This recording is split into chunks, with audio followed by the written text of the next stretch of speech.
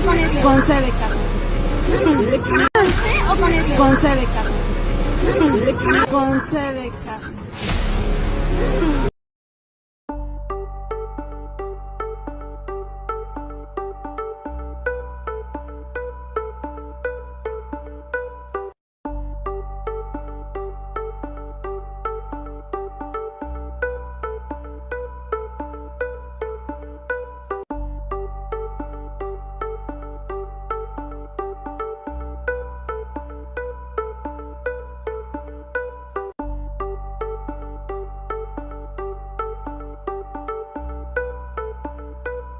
¿Con C o con ese? Con C de casa. Con C de casa.